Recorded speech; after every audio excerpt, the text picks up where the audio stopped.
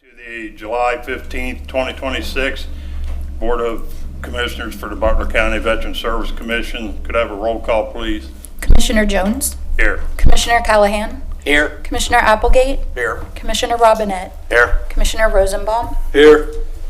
Also present is our Executive Director, Mike Farmer, our Assistant Executive Director, Matt Jones, and our Executive Assistant, Lisa Meese. Please rise for the Pledge of Allegiance, please.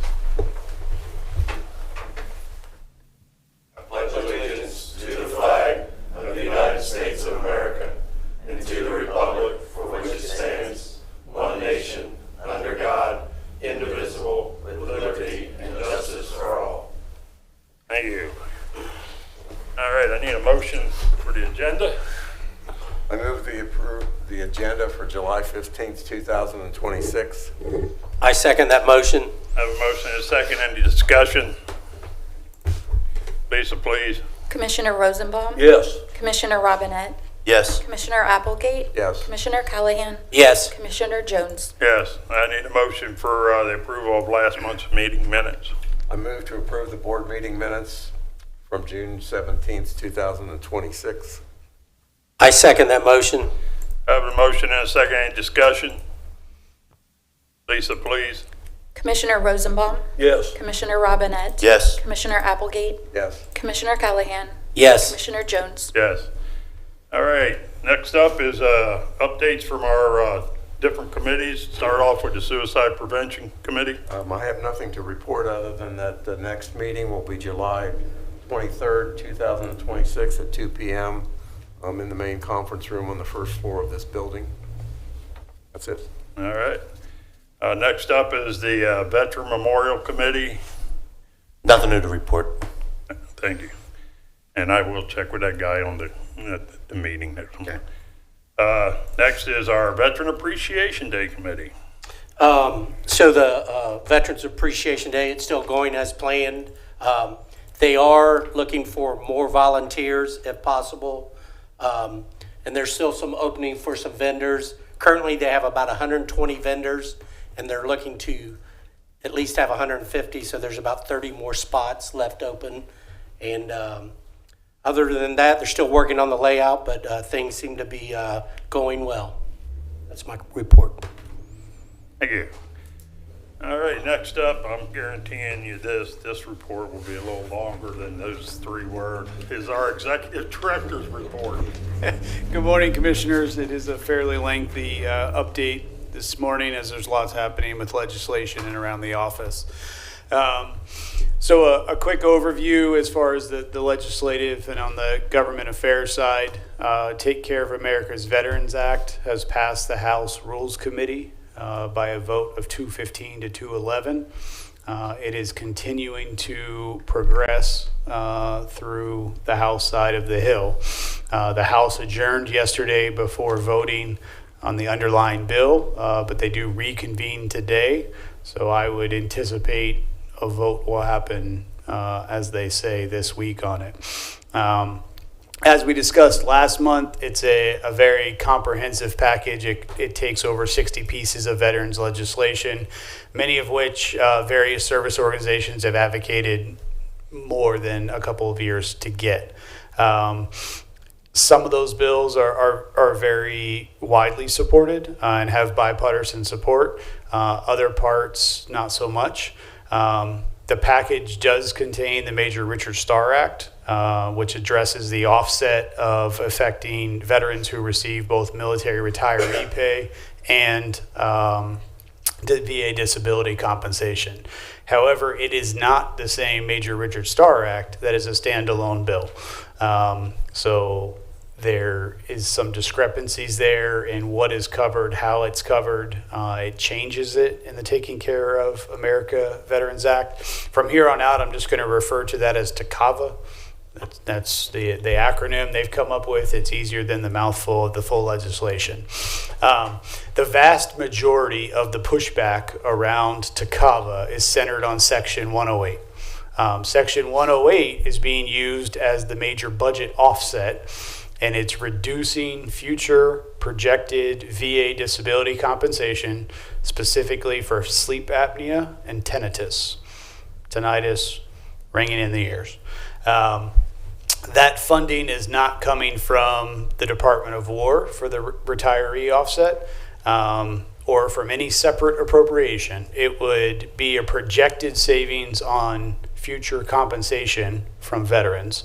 So any future claimants that would otherwise receive benefits under VA compensation in Title 38, that's where the offset and the money would come from. Private estimates are about $58 billion is what they stand to change here. So the first concern is kind of the precedent of the reductions in future veterans' disability benefits.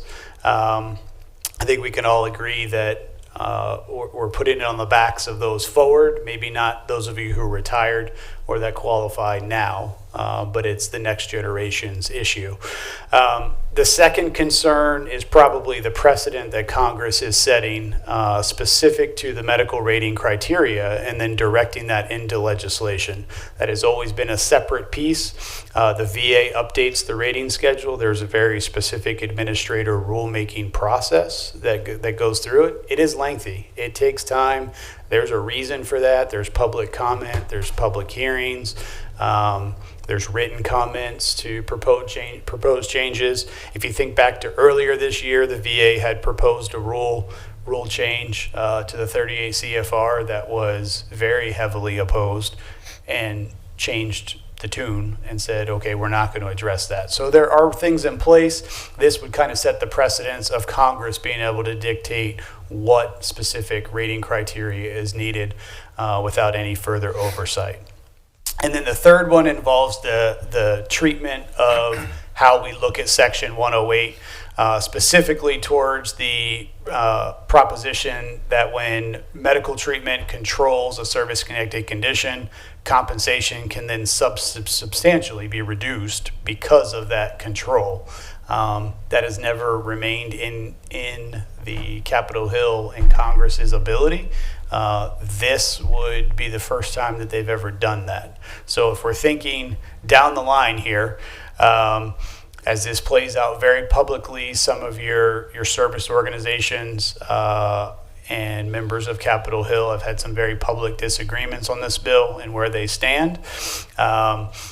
It really comes down to the precedents that Congress is establishing in order to pay for veterans legislation and how that disability criteria is going to be created and evaluated in the future for future benefits. At a state level, we're still tracking House Bill 961 that was introduced last month after withdrawing House Bill 886. 961 is the bill that addresses veterans claims assistance or bad actors filing claims, unaccredited representation, and the charging of fees in the state of Ohio. I've heard rumors that there's hearings coming up. I can't find anything that the committee is meeting or that's happening, so I'm going to chalk that up as of today as just kind of the rumor mill. When we look at space utilization in facilities, it's on your agenda under old business today. We'll talk more about it. The Space Utilization Committee recently met with the county administrator and a couple of different department heads. I'll give the opportunity. It's on your agenda. The committee can share their thoughts individually about that space. From my perspective, we're kind of dealing with a moving target on this. We've got some delays. We need to go back and check into budget constraints and determining exactly how the space will be used, what the improvements would allow for, and how it would be paid for in the long run. At the present time, I will say that we're seeking direction from the Board of County Commissioners so that we can better understand what they envision for this project and how we can align so that we can plan accordingly and accommodate the veterans and the family members that we serve and the staff that works here on a daily basis. We also have a couple of other projects you've heard about through your weekly updates. BCIS has replaced the outdated laptops. Those are all in. They're ready to be what we call deployed for the ones that are out of warranty. Over the next 2 weeks, they'll work with staff and their schedules to get those done during non-peak times or times when we don't have appointments to minimize the disruption. Also on the technology front, last month we talked to the staff about really beginning to develop their AI or artificial intelligence skills and familiarizing themselves with those tools. The goal is that we can kind of make their work days more efficient, reduce the time spent on repetitive administrative tasks and things that they would be doing over and over again, to maximize the staff's time and to be able to help the veterans that come in. And then lastly, on the policy review and governance, we are at that time of year where we have to review our annual review of the guidelines and policies. I would anticipate this would probably be on your December or January agenda, but it takes that long for your leadership team and the office to review it, to have the prosecutor's office review it, and then get you a product to review that will meet the standards. There are a couple of, I don't expect any major changes. We always find some grammatical changes in this document. Anytime you have 70 plus pages, you missed a typo here or a word there. There might be some formatting, pretty routine administrative items that will be corrected. The two large areas that I know of today is we need to review the dental program because that has changed substantially since your implementation of the dental program. We now have the comprehensive side. And we need to make sure that the guidelines match what you expect of the leadership submitting those comprehensive vouchers through. The other item that we're already working on is the employee background checks and driver's license requirements, and kind of solidifying that more in the guidelines so it's very specific. So we're already working with the prosecutor's office on that front. If you have anything that you can think of or areas that may routinely come up, or you can advise, if we should look at a particular area, we're happy to do that. But we would roughly need to know that by September 1 or by Labor Day, so that we have enough time to get it through the process. And finally, the hiring process. Last month, commissioners, you approved the hiring of 3 service officers. The team has identified 3 excellent candidates to serve, in addition to the service officers that you have on staff. All 3 of those appointments or employment appointments appear on your agenda today to approve. We're recommending Mr. Raleigh, Mr. Crossan, and Mr. Helm. Mr. Raleigh and Mr. McCrossan started Monday of this week, and Mr. Helm is scheduled to begin on Friday of this week. The leadership team, we really invested a significant amount of times in the interview process. We had over 183 applicants that we took down from there to WebEx to in-person interviews. So we're very pleased with the 3 hires that we're bringing before you. With that, Commissioner Jones, if you're so inclined, I'd ask that we allow the new employees that are here, Mr. Raleigh and Mr. McCrossan, to introduce themselves now so that they can return to the office for some training while we have our meeting. That would be good. That work for you? Yep, that'll work. You'll come up to the podium here. Please. Mr. Raleigh, if you want to go first, Brian. Good morning, gentlemen. Lisa, my name is Brian Raleigh. I'm a 56-year-old Marine veteran. I was originally from Louisville, Kentucky. Went into the Marine Corps in 1989, got out in 93, was stationed in Okinawa and Hawaii. After the Marine Corps, I continued my education in electronics, primarily working in the airport industry, working with customer service, things of that nature. I was fortunate enough to come across this job. Very fortunate. I feel honored to be a service officer helping the veterans and their families get the, help them out and get their needs met. All right, thank you. Thank you. Welcome. Thanks, Brian. Good morning, all. My name is Chuck McCrossan. I am a United States Army veteran, Ohio National Guard veteran. Joined in 1989 to 92. Did a couple years in the National Guard. After that, I worked for the Gorilla Glue Company, where I started the Veterans Committee for the company. I'm very excited to be here. It's an honor. I appreciate the opportunity. Thank you. Thanks, Chuck. Yeah. On behalf of the board, I'd like to welcome both of you. We have high expectations in this organization. If you haven't already heard about them, you will. We consider ourselves the best of the 88 counties, and it'd take a lot to convince me otherwise. So work hard with Matt and Lisa, and make sure you take in as much as you can, because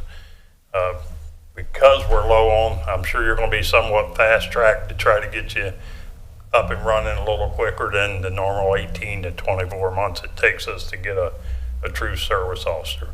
So just real quick, I'm going to have the five of us introduce ourselves real quick and tell you what organization we represent. My name is Bruce Jones. I'm with the AMVETS. Greg Robinette, I'm at large. Mark Applegate, I represent the VFW. Ken Callahan, I represent the American Legion. Chuck Rosenbaum, I represent the DAV. Okay, so we each get appointed to 5-year terms, and you can be reappointed. That's why I'm in my 9th year, so obviously you can be reappointed. So we oversee what happens, and like I said, we expect a lot out of everybody that works for this organization, to include ourselves. Thank you for being here. All right. You done, Mike? That concludes my report. Okay, If next you got up. questions, I'm happy to answer questions. And but I got a question of the rest of Mike's report that he gave. Okay. Like you said, we're going to cover the one area here in old business here in a little bit. Thank you, guys. Thank you, guys. Thank you. Welcome. All righty. No one has a question to Mike. All right, next up is bills, payments, and operational expenses. I move to approve the listed bills for June 1st, 2026 to June the 30th, 2026. I second that motion. Okay, I have a motion and a second. Has anybody got any questions on what you received in your packet for the June expenses?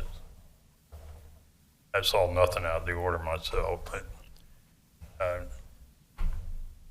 all right, I have a motion and a second. Lisa, please. Commissioner Rosenbaum, Yes. Commissioner Robinette, Yes. Commissioner Applegate, Yes. Commissioner Callahan, Yes. Commissioner Jones. Yes. Next up is the budget analysis. We're at just past the halfway point of the year. And if you look, we're tracking really well. If you remember, near the end of the year, things will add up quicker because we start closing things out. Mike, you anything you want to highlight of what we're doing here?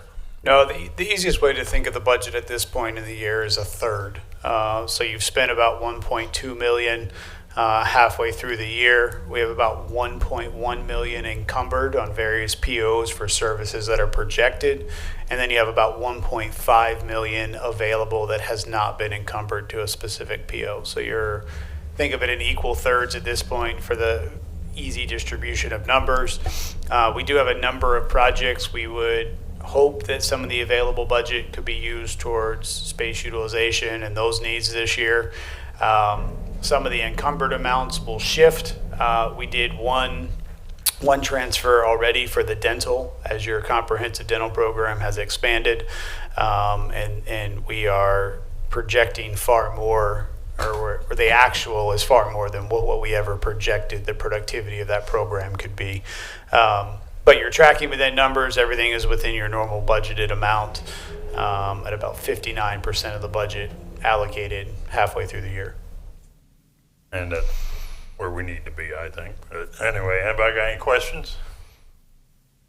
Okay, moving along, we have no correspondence and communications this month. So next up is statistical reporting and outreach. First up is the service officer stats. Matt, you want to go into this, please? Sure. So our service officer numbers did decline over the last 2 months, which is expected with the loss of 2 service officers. You can see that gradual decline where we lost Steve in May and then Logan. So you can see those are down. I didn't notice anything out of the ordinary other than they seem to be proportionate with the loss of those 2. Okay, so we're looking at what, like how many weeks out for an appointment because of our reduction, about 6? Yeah, about at this point. Okay. Yeah. And, I mean, I know it's 18 to 24 months, but that's, I assume, are we hoping for the 18? We'll go as fast as they catch on. I'm hoping that it'll be on the shorter side, but I don't want to sacrifice quality for quantity. I'm not, I don't expect you would. Okay. Anybody got any questions of Matt on this data? Okay, next is the financial assistance totals.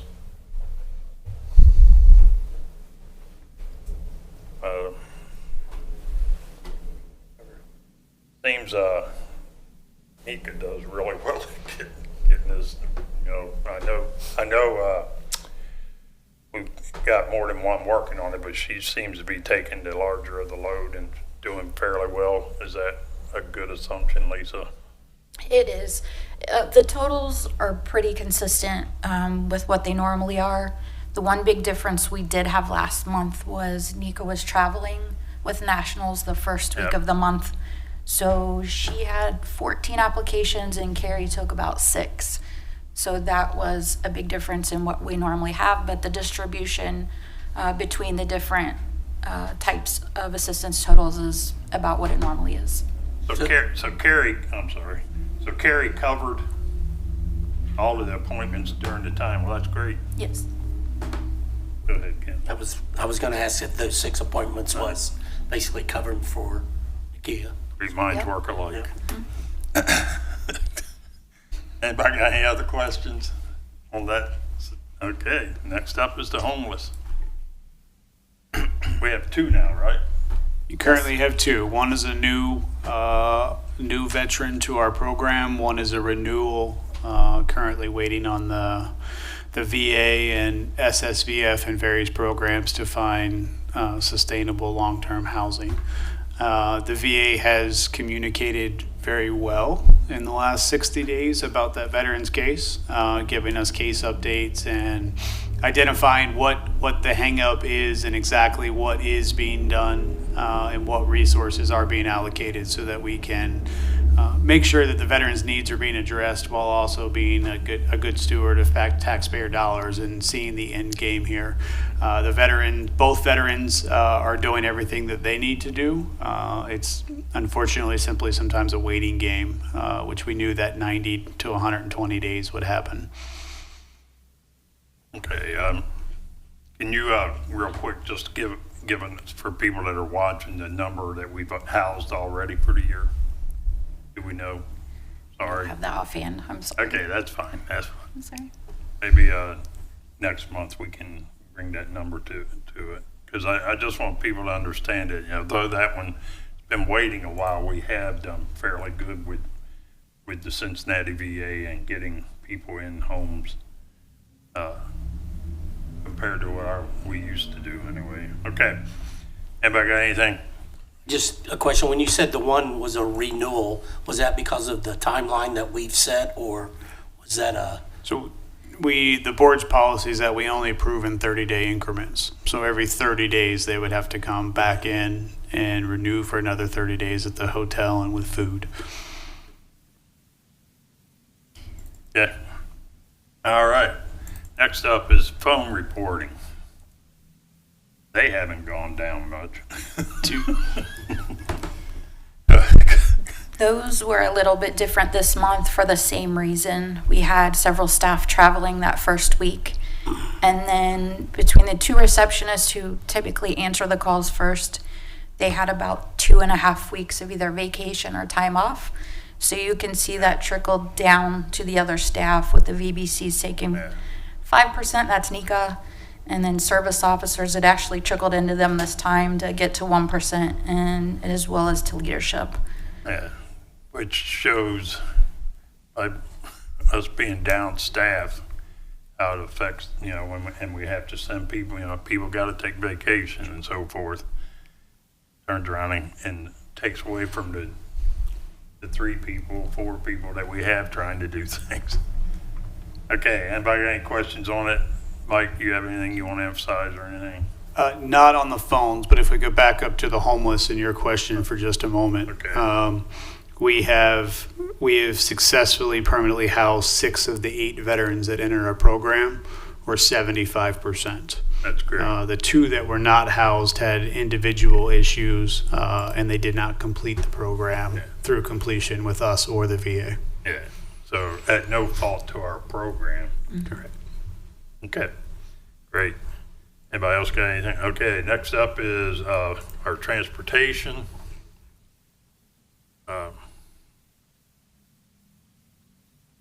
Still seems to be split pretty even.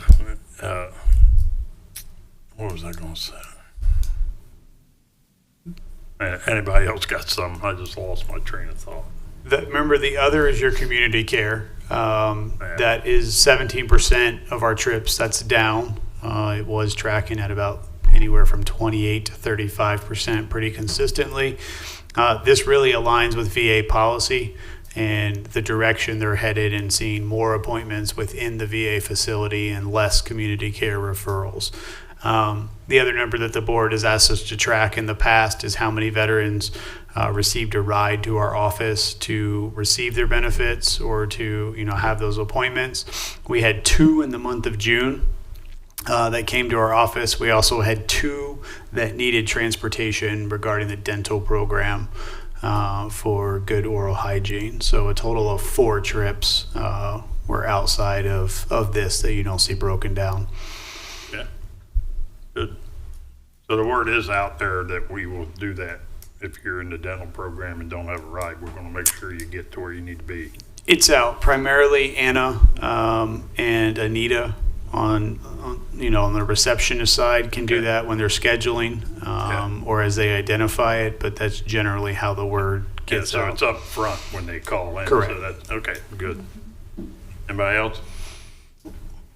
All right. Next is our July, August outreach calendar. After this meeting, if the commissioners could hang for just a couple minutes so that we can, the fair, the Wednesday portion of the fair is the 29th, and we 5 agreed to cover that time period. I assume we'll cover from 9 to 6. Roughly. So our hours are 10 to 4, but you probably need 45 minutes to set up. Yeah. And we'll have all of the supplies ready for that event, the canopy, the table, So we'll need to come out tote here bags. and get that. Yes, or we could preload it if somebody wanted to come by earlier in the week. All right. So I'll take care of picking all the stuff up from here to bring. And then when we get together after this meeting, we may have to have 2 of us at the front end and 2 at the back end to tear it all back down. So please hang for just a few minutes. Shouldn't take us 5 that long to discuss that.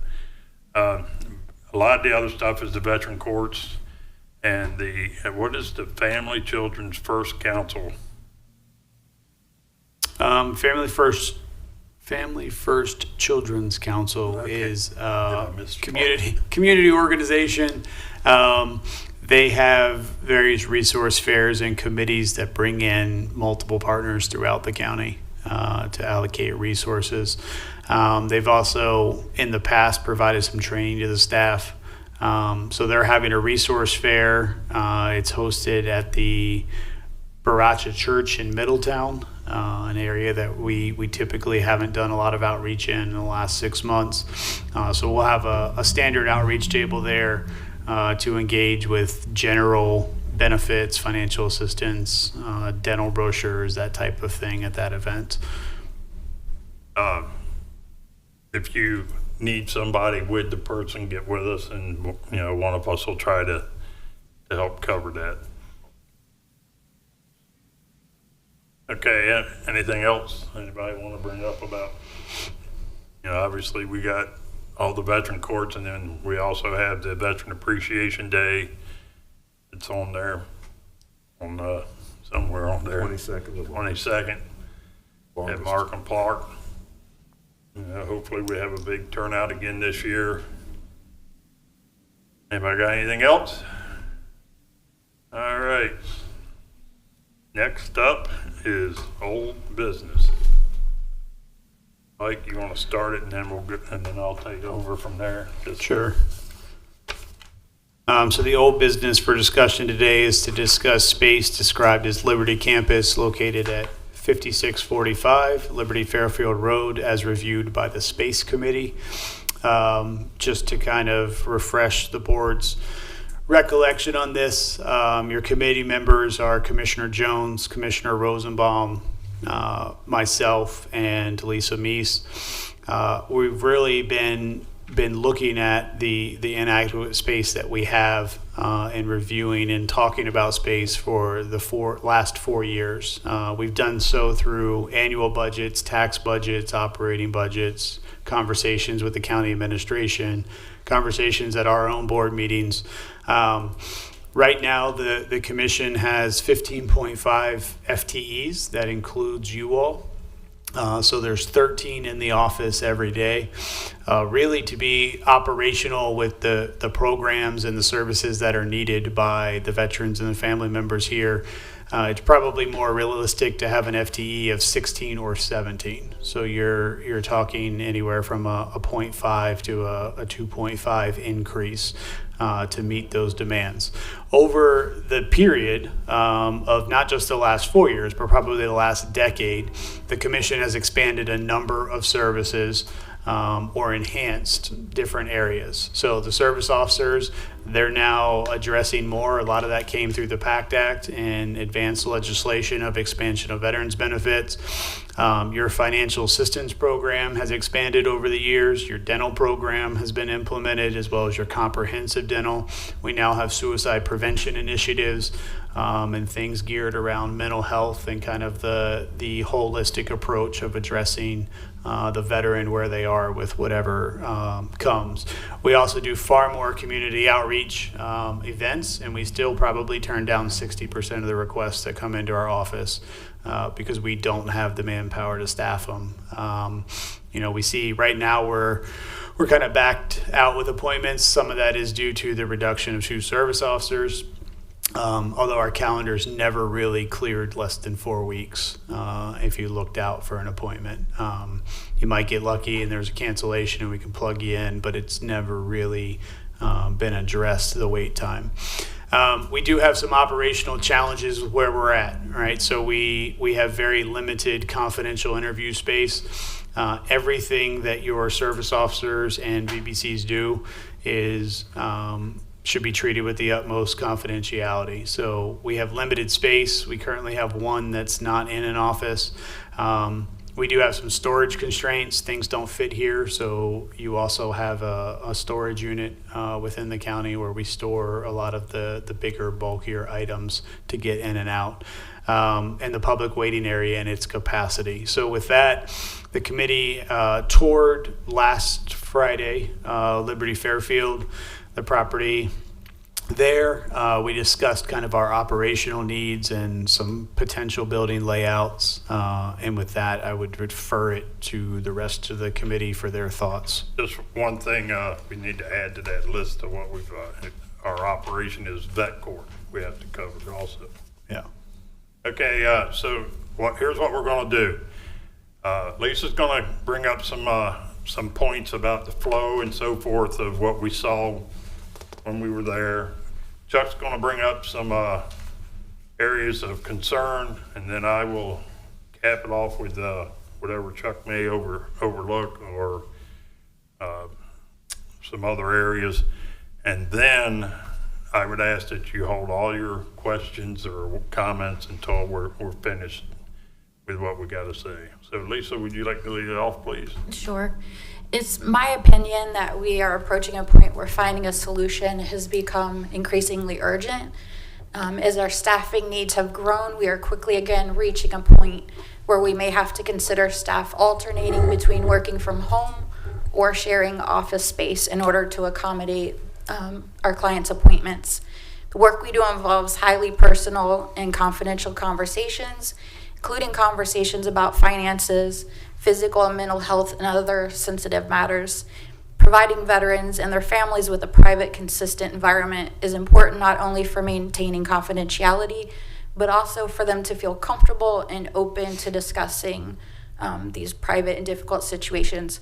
From an operational standpoint, our staff performs detailed case management and adjudication work that requires ready access to reference materials, equipment, and organized workspace. We also work, in my opinion, at a pretty fast pace. So things like that, we don't need anything to slow our work down, or how accurate the work is. Our employees who currently work in open areas experience frequent interruptions as staff are trying to rotate through offices and workspace, or clients are moving in and out of the office for their appointments. Everyone has done a really good job, I think, at adapting to the current limitations, but I also do believe that our existing layout is not sustainable in the long term. For these reasons, I do believe it's time to move forward with some sort of a change, whether it means identifying additional office space or reconfiguring the space that we currently have. But definitely we need to be considering some alternatives that better support both the staff and the veterans that we serve.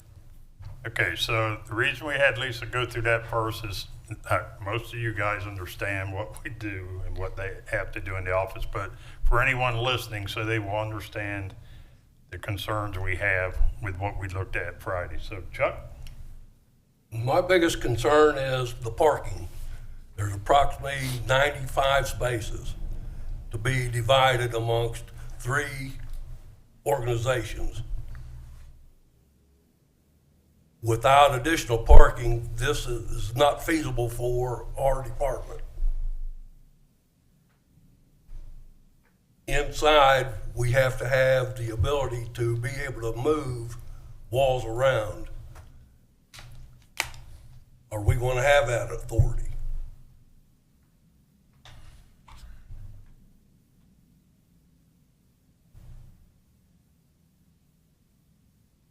That's pretty much what concerns me the most.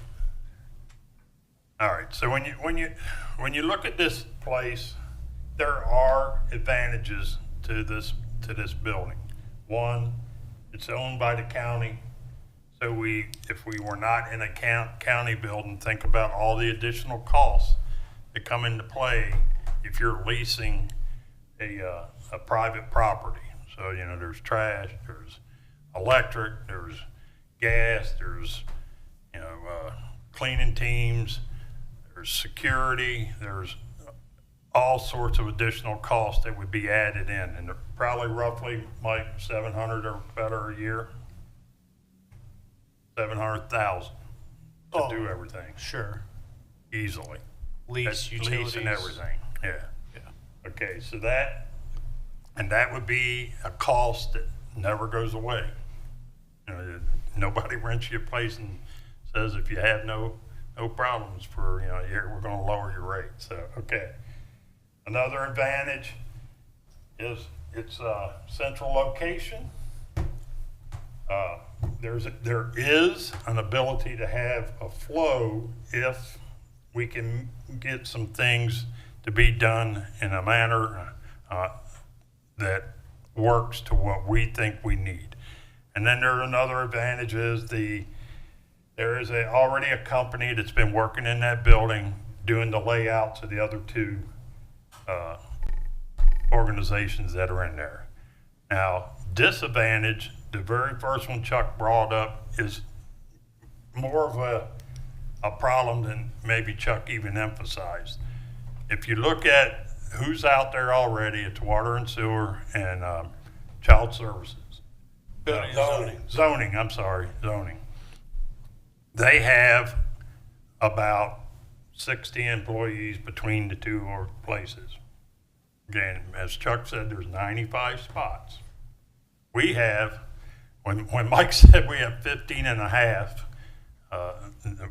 we count as a half a piece by the way they account for us as we're not even part-time. What did they refer to us as one day? You're intermittent. Intermittent employees. I never heard of such thing. But anyway, so that's how you end up with that half. You know, this ain't like Andy Griffith where he told Opie a half a kid. So that's 15 parking spots, not counting us really. If we were up to the standard for what the number of employees needed is 15. So keep adding it up, that's 675. Then you got the days that we show up.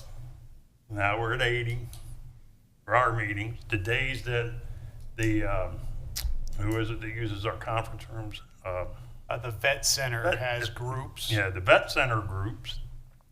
And then if you were to look at the layout of this building for the other places, there is a conference room that holds 20, At least. at least 20 people for them to have meetings for zoning stuff and so forth, and that people that come and, you know, voice their opinion all. So if they're all there, and then Matt has all his service officers lined up with appointments, where do they park?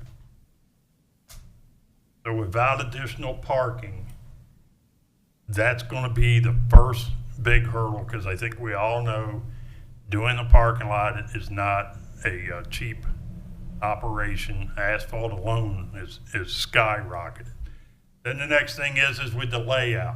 There is plenty of square footage in the building if we're allowed to lay it out the way we want to, starting with the entry into the building.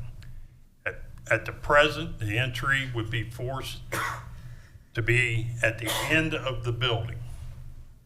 Okay, when you go around the side of the building, the overhang that keeps you nice and dry, there isn't one when you get to the side of the building to get to our doorway.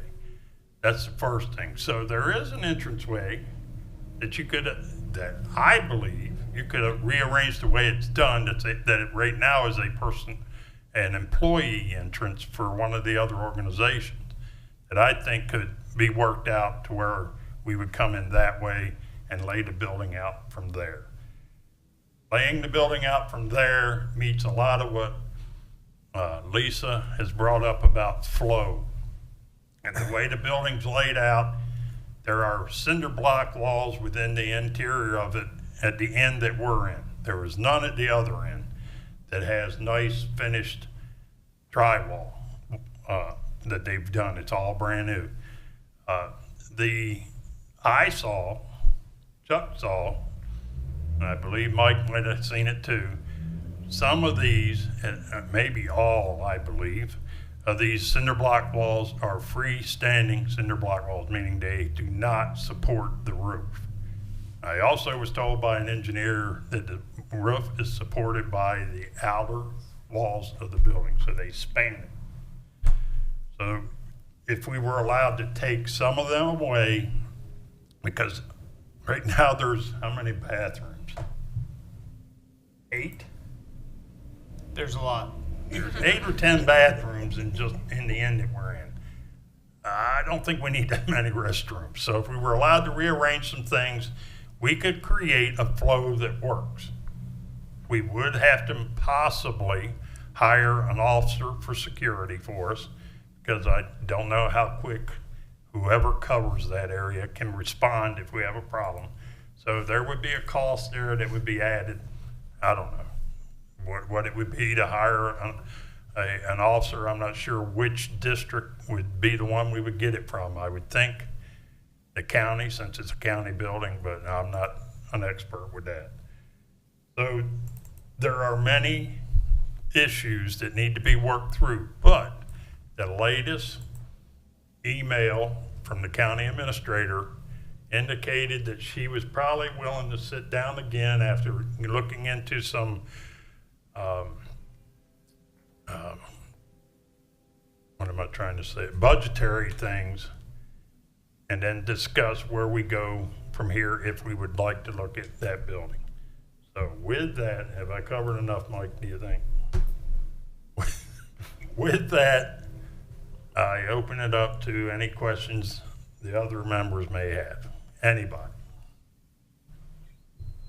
Would the proposal of using this building match our mission currently, as well as our future plans for the mission of the of the Service Commission. I believe it would be our forever home. But is there enough room to add folks if we want to add additional staff to cover social work and some other things? We believe it gives us enough room for the 17 to 18 that Mike talked about, right? Yeah. I don't know that we would ever grow too much more than what we already have with the addition of the new service officers. Well, it seems to me that it all hinges on our ability to modify this location to meet our needs. Without that, I don't see it as a workable. A lot of it does. So there's probably 3 points or 3 highlights that the full board should understand here is that number one, the county administrator is checking with the Board of County Commissioners on the funding mechanism. So would this be under a capital improvement project, which is not within your appointing authority's statutory ability to control or put funds in? That is an account that you don't have for capital improvement. So would it be under that? Would it be under your 0.5 mil and an agreement with the county that you use some of the unspent mil to accommodate space? She has to seek clarification from the county commissioners in that. They have not crossed this bridge with other departments or users yet. All of the space things that they have done or been working on are for county commissioner departments. So it all falls within their CIP projects, their budgets. You're different in that you're your own appointed authority, but statutorily you can only do what the law allows you to do, and there's some limitations. So it could be worked out through an agreement to use the 0.5 millage up to that amount. It could be that the Board of County Commissioners prefers that they incur the cost on their side under a CIP or capital improvement project. But we can't directly do it without their authority. So that's the first piece, is the funding mechanism. How does this work? We're not sure. She's going to check and get some answers. The second one is the parking. The current space utilized by the 2 offices that are going to be moving in, they didn't project or a forecast or plan to put any parking in. As Commissioner Rosenbaum and Commissioner Jones have indicated, without additional parking, we're probably, this wouldn't be the location for you. About 80% of the parking is consumed before we have the first client or the first vet center or suicide prevention meeting or walk-in. So they're going to check into that, being that there would be a 3rd department there. She's going to revisit that idea and, again, see what the Board of County Commissioners would like to do there, because it's a capital improvement project that's really outside your statutory scope of what you can say we need to do, because we don't own the So property. we're back waiting on the commission to tell us what Yeah. they can do On that building, yes. on that building. Although we got a pretty timely response to the questions that we had, like within a couple hours, that they were checking We put into the questions it. out, and she replied very quick to us. But we don't have enough information at this point to make a decision. We couldn't make a decision. And I don't think it would be, Commissioner Jones mentioned LWC, that's the architect that is currently working with the county, that's familiar with the building.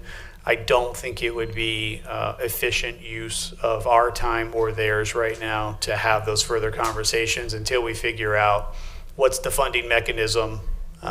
Is it us? Is it them? Is there an agreement that we can use up to the 0.5 mils that are allotted? Or would they like that to come out of the general fund in another manner? So that's the first step. And 2, is the Board of County Commissioners even willing to consider parking?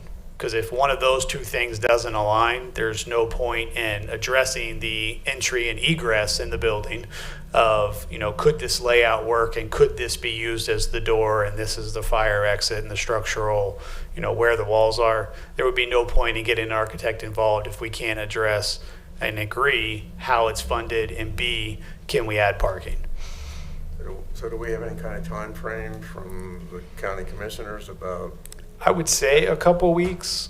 You know, they meet weekly, so I would think she would have an answer. It could be earlier. I think what the board needs to decide is what direction you would like to take from here. If that answer is returned and things are progressing, would you like for us the committee to continue on that path, or you know, what is it, or would you like a special meeting to be called to discuss that topic? I know that can be difficult with finding space and schedules and inserting. So I think that's what I would suggest that's what the board decide today is next steps. What are they, knowing that we're waiting for the answers To me, to several. without any information on parking, it doesn't seem like a tenable solution, given the number of people that we see and the current usage of that parking facility. That's just my thoughts on it. So, Okay, as one of the ones on the committee, my suggestion to the board is that we afford the county that 2 weeks or whatever to respond back, because it is a lot of space if we can work out the first initial problem. I think it would definitely become a forever home if we can get that. The savings and cost to our organization and the taxpayers, if we were in a county building, is so much more than I think is at a level that it's worth a 2 week or so wait. That's my suggestion. Chuck? I agree with that. I would even say up to a month, because she's got her hands tied too, so I understand that. Okay. Mike or Lisa, any different feel? Your next meeting is scheduled for August 19th. Yeah. So I think we would have some answers then. The next step, if you wanted to explore it further, would be to have discussions with LWC, the architecting firm, specifically with how we engage with clients, what the daily flow looks like. Can it meet our needs, and can they fit that in the space architecturally with walls and bathrooms and flow? That would be the next step if they could address the funding and the parking. Yeah. So on the engineering side of it, I've heard a couple times if we're allowed to do it. Is that based on if we're able to do it more so than allowed? I mean, are we going to get to determine how this layout's going to be, or is it going to be here's our study, this is how the design is, and you guys make it work for you? No. The dream is, or whatever term you want to put on to it, is that we would work with LWC.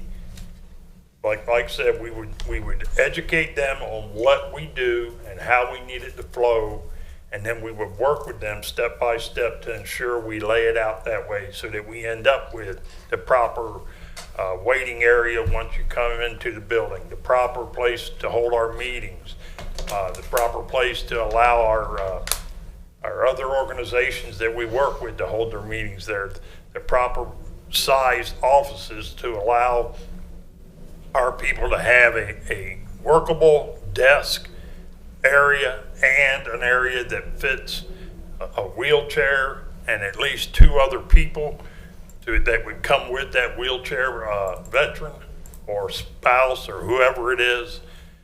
That's what we would work with them to ensure. And this is, if you look at the floor space, take the walls out of your mind when you're in the place and look at the floor space. There is, I believe, enough space in that building to do what we want to do. It's just in a current configuration, I don't know why you would ever put that many bathrooms in one area. I just don't understand what was going on. But Yeah, I mean it. But floor footage, I think LWC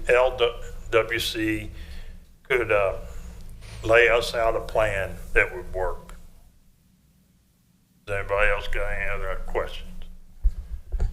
Just got one more. You had mentioned, Mike, earlier that our annual cost would be about $750,000 basically to operate out of that. That's facility. really rough. That's just That's a rough guess estimate. we're making, Yeah.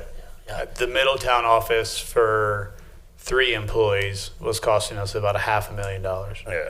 Wow, okay. Then, So And that's that's the maintenance. benefit of it being a county building.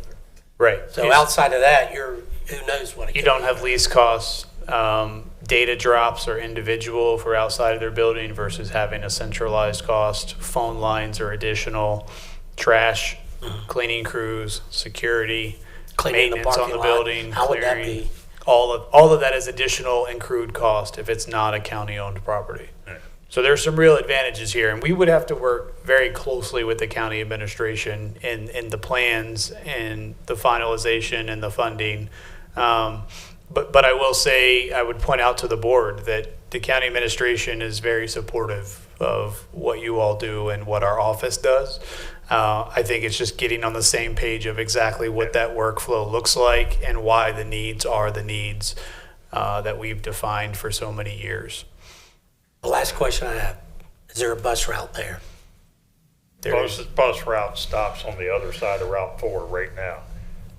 It's on the same side of Route 4. It's going, the same side? it's the same side. It's going, it stops if that would be headed northbound in front of the Frisch's. Oh, okay. In between the You're- Frisch's and the Yeah, that UDF is there, on so the it's a same 0.2 mile My walk. mistake. Frisch's is Which on- the bus route here is over on, what is that, Riverfront, over by the city Yeah. garage. So it's about the same there. And we do offer the rides to appointments. So, Right. I think our best bet right now, I would make, I don't know, do I need to make a motion to say no?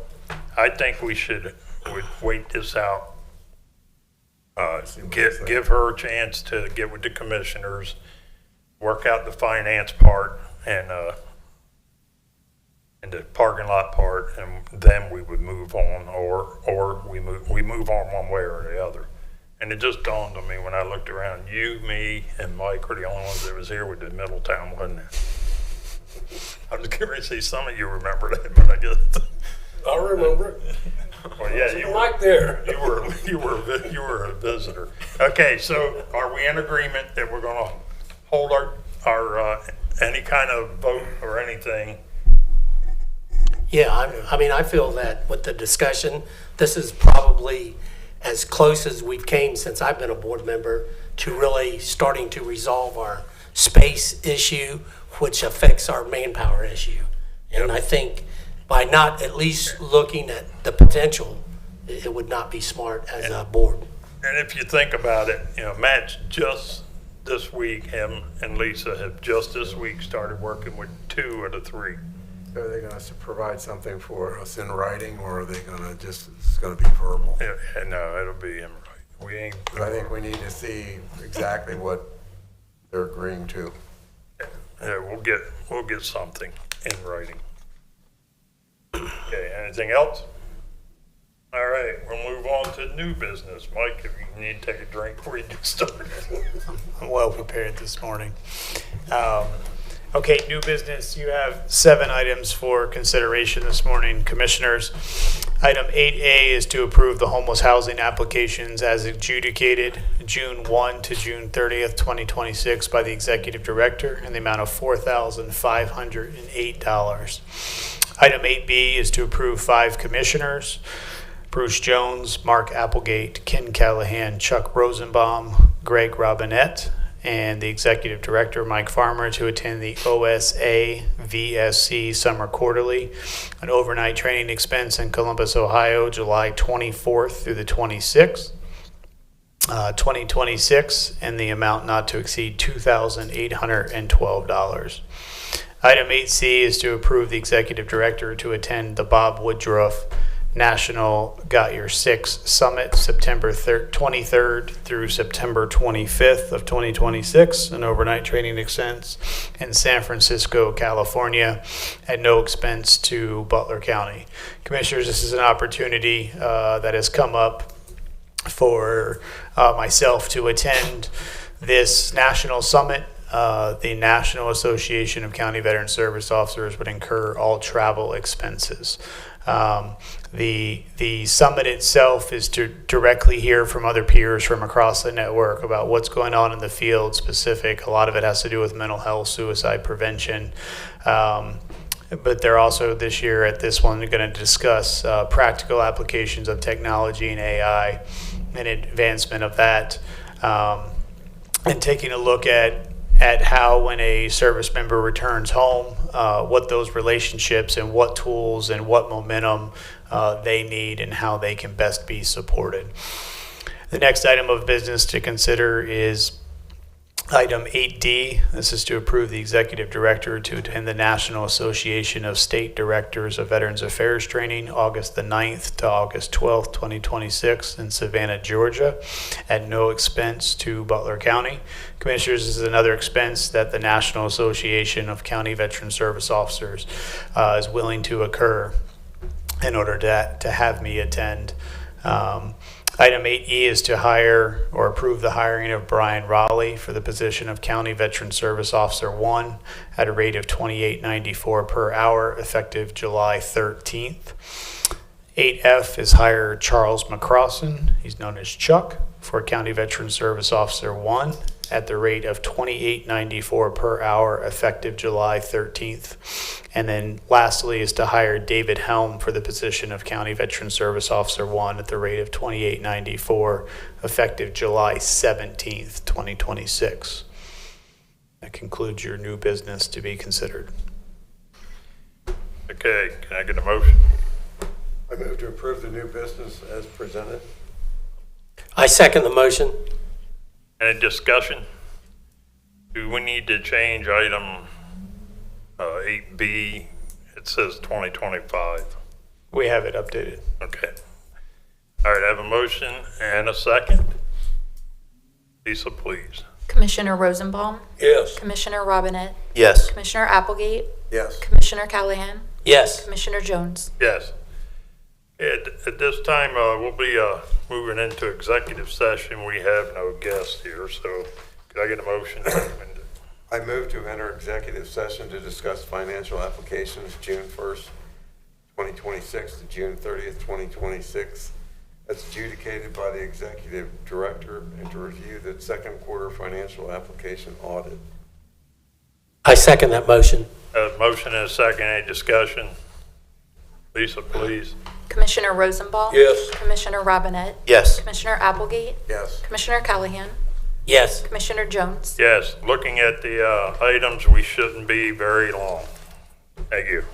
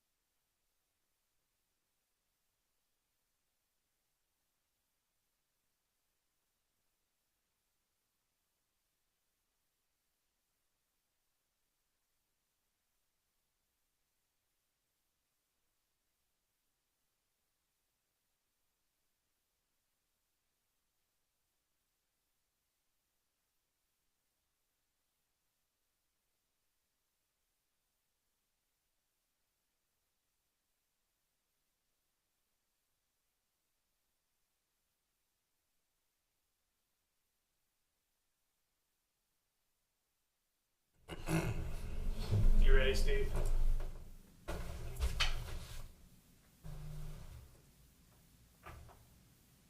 You're back. All right, we're back. Like I said, it didn't take long at all. So next up is to vote on the things that were discussed in executive session. I move to accept the financial assistance applications from June 1st, 2026 to June 30th, 2026 as adjudicated by the executive director. I second that motion. I have a motion and a second. Any discussion? Lisa, please. Commissioner Rosenbaum, Yes. Commissioner Robinette, Yes. Commissioner Applegate, Yes. Commissioner Callahan, Yes. Commissioner Jones. Yes. I move to approve the second quarter 2026 financial application audit. I second that motion. I have a motion and a second. Any discussion? Lisa, please. Commissioner Rosenbaum, Yes. Commissioner Robinette, Yes. Commissioner Applegate, Yes. Commissioner Callahan, Yes. Commissioner Jones. Yes. All right. Next up is our comments from the commissioners and the executive staff. We'll start with Greg. Yeah, I'd just like to, again, thank the members of the office for the great work they do in helping the Veteran Service Commission. I'm sure the 3 new hires will eventually ease the burden that the staff is feeling. Just take a little time. It's got to hang in there a little longer. Thank you. Mark. I'd just like to mention that there is another veterans hike coming up. I saw on the schedule. It's the end of this month on July 30th. It's at Sebald Park, Metro Park in Butler County. I'm assuming the times are the same, probably 6 p.m. p.m. to 7 p.m. So veterans could attend that. It's always a good deal. So Yeah, out of all of them that we've already had, this will be the first park I actually have been to before. Okay, Chuck? Just echo what Greg said. Ken? I just want to mention about the Veterans Treatment Court, the graduation I went to last week. It was once again very impressive, and the accolades that was given out by the graduates, the judge, and everyone involved with that, as far as the Butler County Veterans Service Commission, and especially the work that Matt's doing, and It's Superman to you. Superman is what they called him. I think a couple people did. But I just think it really shows that this organization is committed to helping all of our veterans, just not a group of veterans, but it's all of our veterans and their families. So that was awesome. Yeah, I gotta agree with Ken. It's nothing better to be sitting in the audience and all you hear is the people talk about our veteran service group, and in this case, it was Matt they were talking about. Matt being the guy he is, he wasn't willing to take all that. But I think it's great that that's how that worked out. And you're right, it's an honor to work with an organization like this. Again, I'd like to say the same thing Greg did. Is I know it's tough on everybody that's in the offices right now with us being down 3 people. But we can get a little bit of relief by what they're training in, on the phones and so forth. But the long haul may take a little while to get there. But it's like Matt said, we want good trained people, not people that went through a program. So with that, I'll ask Mike if he has anything. I have nothing to add. Matt? Well, thank you. It's not just me in the Veterans Treatment Court that deals with them. I do deal with a lot of the members of that court, but there are others. The young lady that was talking, Tien, assisted her, so that was very good work as well. But all our service officers do fantastic work, and I'd like to commend them for their continued dedication and the superior service that they provide, and their willingness to assist in training our new staff members.